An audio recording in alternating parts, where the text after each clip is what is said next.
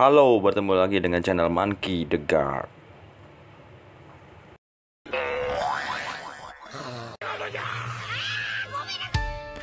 Pada video kali ini, Mimin membahas tentang jika Monkey the Guard dibiarkan bertarung melawan Marco, apakah yang akan terjadi?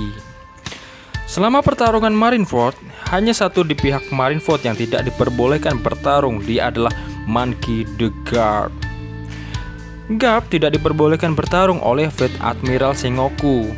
Hal ini terlihat jelas saat Garp berinisiatif mengagalkan komandan Marco terbang ke arah Ace untuk membebaskannya. Selama pertempuran, Garp hanya berdiri di samping Ace dan Sengoku. Padahal secara pangkat seharusnya Garp itu ikut membantu di garis depan sejajar wakil admiral yang lainnya. Sengoku seolah-olah menahan Garp untuk bertarung di peperangan Marineford ini. Padahal momen ini berbanding terbalik dengan sikap Garp yang suka maju ke depan.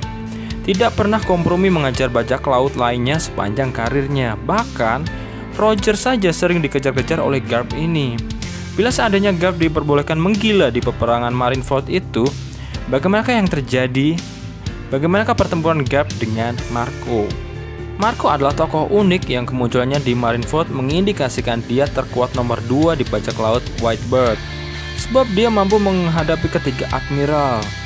Dia mampu menerima serangan Kizaru tanpa efek apapun, bahkan menendang balik Kizaru ini.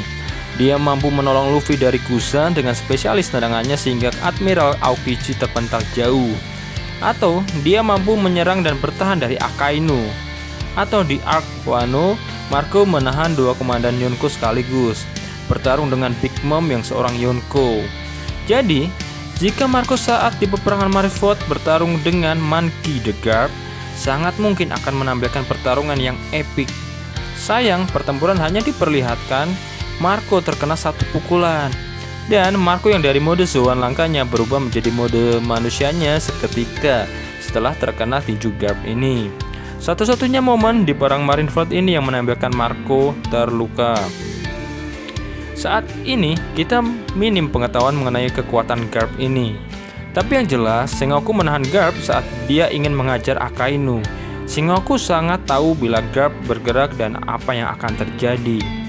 Marco mempunyai buah iblis yang langka yang membuatnya bisa menyembuhkan diri seketika. Maka dari itu, tidak heran saat dia diberondong tembakan cahaya Kizaru, dia tidak merasakan efek apapun itu. Padahal serangan pika-pika termasuk mempunyai efek yang luar biasa jika tertembak. Serangan-serangan berbahaya bagi Marco adalah suatu hal yang biasa. Jadi Marco akan sulit dikalahkan karena daya penyembuhan Marco sungguh luar biasa.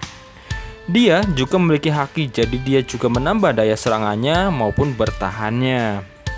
Dan dia memiliki kecepatan karena buah iblisnya membuatnya bisa terbang melesat di udara, sehingga ketika dia menyerang dengan kecepatan tinggi membuat daya serangnya makin fatal. Namun kali ini kita membahas lawannya adalah legenda Marine, seorang yang hanya dengan mengandalkan fisik mampu memojokkan Roger dan membengkokkan kepala bor legenda Don Jinchou. Garp menurut Mimin memiliki Bosozoku tingkat tinggi sehingga sekali tinju akan berefek luar dan dalam. Nah, ini yang akan menyulitkan Marco. Dikatakan orang yang menguasai Bosozoku tingkat tinggi bukan merusak lawan dari luar, tetapi merusak dari dalam seperti yang diperlihatkan Rayleigh. Dan Luffy menghancurkan cincin leher yang bisa meledak dengan menemukan dari dalam. Nah, menurut Mimin, kakek Garp ini karena dalam SPS sebelumnya diperlihatkan tidak memiliki Hosoku, jadi Mimin berpendapat dia adalah pengguna Bosozoku tingkat tinggi di antara sedikit orang lainnya di dunia One Piece ini. Mungkin setara Sebek atau Roger saja, atau lebih dari mereka. Tidak heran, makanya jika kakek Garp tidak memakai pedang atau kekuatan buah iblis, murni tangan kosong berduel dengan legenda bajak laut Rock bersama Roger, mampu membonyokkan mereka. Suatu hal yang mustahil dilakukan oleh orang lain selain kakek badas ini. Nah, inilah satu jalan buat mengalahkan Marco yang bisa menyembuhkan dengan cepat. Jika Marco terkena tinju Garp, efeknya Marco akan sulit menyembuhkan diri, dan semakin sering terkena tinjunya semakin sulit berubah lagi ke mode Zoannya. Jika Marco hanya mode manusianya saja, semakin sulit bergerak cepat di udara yang merupakan andalannya. Jika ini terjadi, semakin mudah kemenangan kakek Garp ini. Jadi, Mimin yakin jika pertempuran ini terjadi, kakek kocak ini tetap menang, walaupun kakek ini akan dipersulit dengan terbangnya Marco yang lincah kesana kemari menyerang kakek Garp dari titik butanya. Namun seperti yang saya bilang, karena begitu besar penguasaan Bosozoku Haki Garp, membuat Marco sulit menyembuhkan luka-luka tinju dari Garp dan KO. Demikianlah pembahasan pada kali ini. Mohon like, komen, maupun subscribe di bawah ini supaya mendapatkan info penting selanjutnya.